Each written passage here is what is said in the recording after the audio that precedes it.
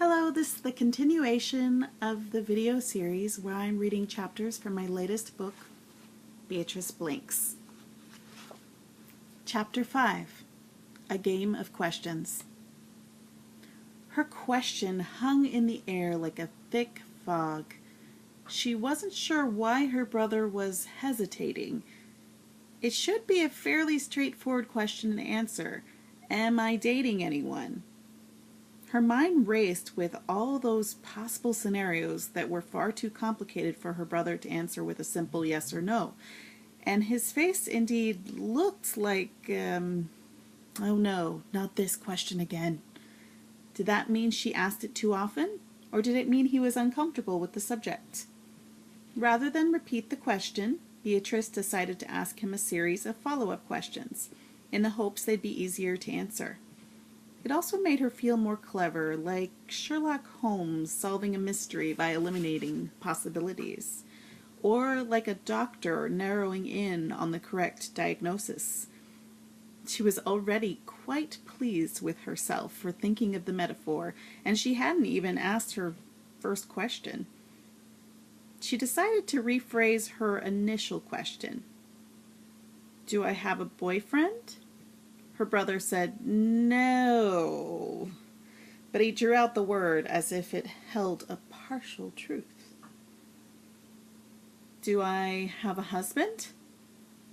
He said no, very quickly this time. In this game of hot and cold, it seemed as though she'd gotten cold. Do I have a complicated situation that can't be rigidly defined by titles like boyfriend and girlfriend? Her brother nodded, while wincing slightly to convey that she'd gotten uncomfortably close to the truth. Suddenly, the answer seemed obvious. She had written down her opinions and preferences in her journals, but stayed strangely silent on the subject of romance. She put on a wide grin and she asked, do I have a girlfriend?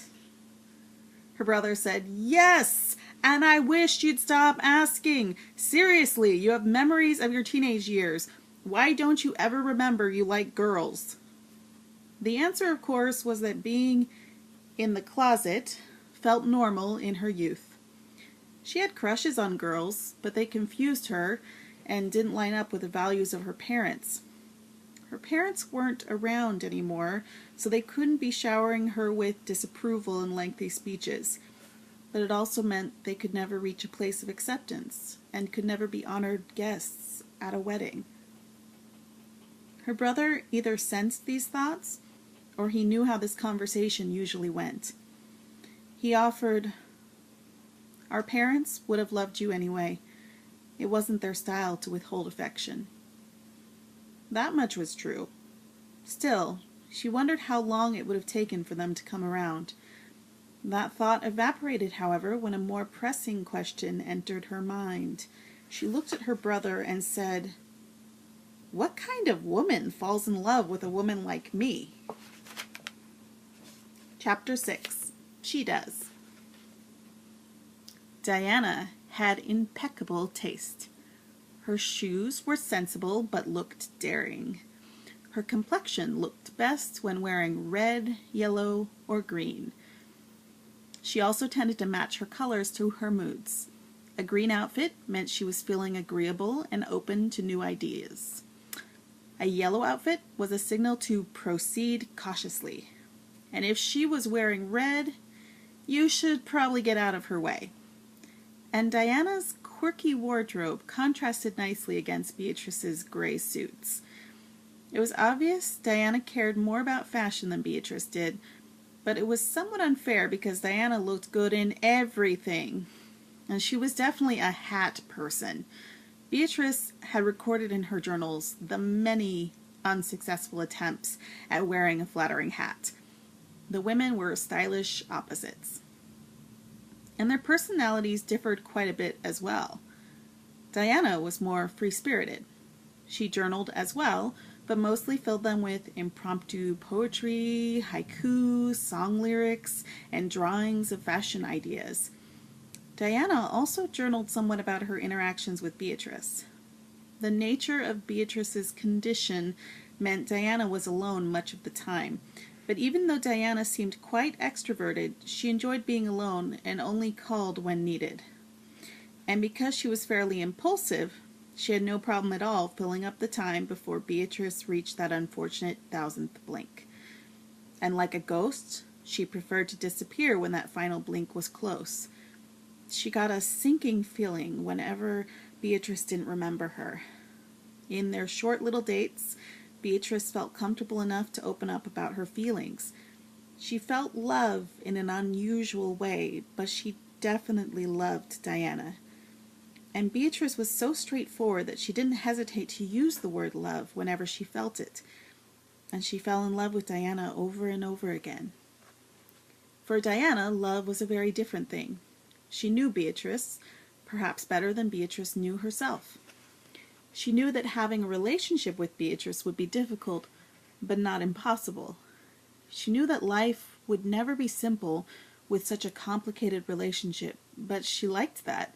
She knew, above all else, that Beatrice was worth the complication. There was a uniqueness to Beatrice that extended beyond her unusual curse. Beatrice was remarkably confident, and that was immensely attractive. Beatrice was perfectly at home with so many subjects: math, philosophy, art, language, music, everything. She had been incredibly active in school as a teenager, and her brain soaked it all up like a sponge. And since only her childhood and teenage memories were untouchable, she was fortunate to have learned so much in such a short time. These days, she loved learning for the sake of learning. Anything new she learned would soon fade unless she journaled about it, but she kept cramming ideas into her head because it was comforting and normalized her existence somehow. All of these things were irresistible to Diana. She was there for Beatrice in a way no one else was. And Diana had so much about her that was attractive as well. She knew everything there was to know about dinosaurs and wrote poetry about them. She knew how to cook desserts rather well, but pretended to be humble about it. She started singing whenever it rained, claiming the raindrops were the best percussion. She often pretended to have a fashion show in her living room and strutted along the hallway to imaginary music. She was a delight, and when she paid attention to someone, it was like a ray of sunshine was piercing the darkness, and there was a lot of darkness in Beatrice's life, so she needed Diana. They were good for each other, and nobody understood how a relationship like theirs could work out in the end, but they didn't care. When you have love in your eyes, everything seems possible.